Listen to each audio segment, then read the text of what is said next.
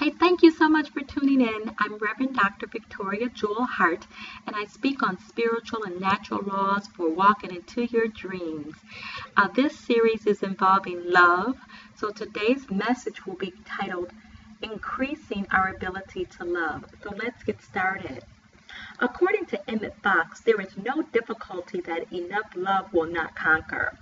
No disease that enough love will not heal. No door that enough love will not open. No gulf that enough love will not bridge. No wall that enough love will not throw down. No wrong that enough love will not settle it right.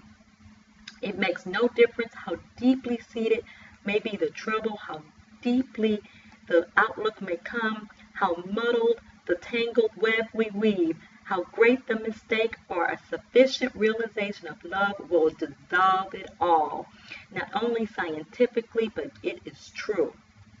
Has unlimited love always been present?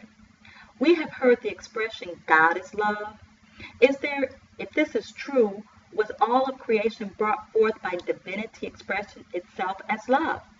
Divine love never fails, so we have a dependability ally in enough tough situations for us. How would we describe what happens when we fill our hearts with unlimited love by thinking it, feeling it, and even expressing it? Is it love, kind, nurturing behavior and expression of our natural state of consciousness? What could happen if people devoted similar energy to understanding and expressing unlimited love in a daily living that we devote to harness the forces of nature?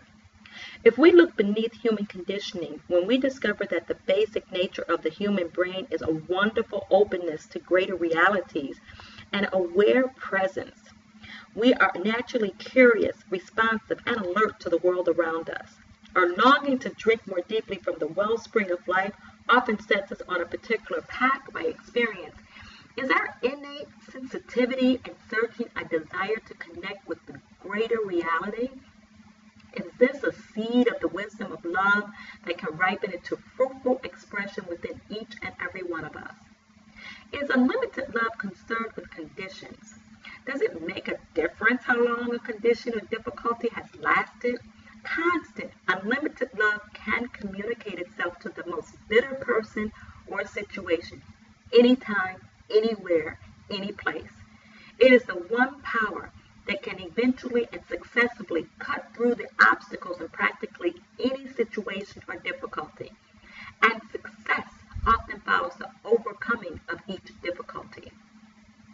How can we increase our own ability to love? Well, although we may need to exert some effort and attention to this process, the nature of unlimited love is quite simple.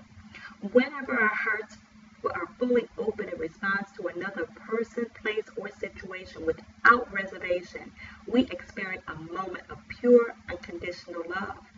This quality of love is often glimpsed more vividly in the beginnings and in the endings, like at the beginning of a child's birth, at a loved one's death, or when first falling in love. At times like this, something infinite and spiritual inside of us radiates like sunlight. So when we truly begin to comprehend the statement, quote, there is no difficulty that enough love will not conquer, do we begin to discover spiritual realities where old, familiar ways of being and doing may simply lay the foundation for an expanded and more beneficial way of life? Can this experience be a state of growing consciousness where new possibilities keep opening up to us like never before? As Paul Tillich put it, quote, the boundary is the best place for acquiring knowledge, unquote. The path of unlimited love can become a mighty force for good in our lives. It can plow through the noisy commotions of inflated egos, break up the coarse and rocky places inside our thoughts and emotions and even in our hearts, and enrich the fertile soil of our being so that the beauty of the spiritual life flourishes like a garden within our soul. This can be the sacred path connecting us with the larger energies and joining heaven with earth in joyous and living expression.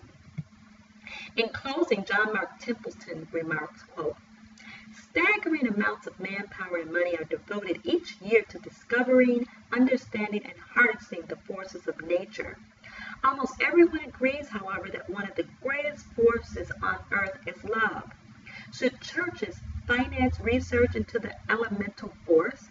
Should schools offer courses for credit with homework, examinations, and grades on love?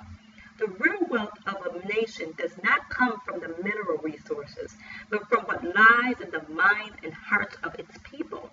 This love force can be harnessed if we listen to our hearts and minds and follow its laws of life that lead to a joyous existence. Unquote.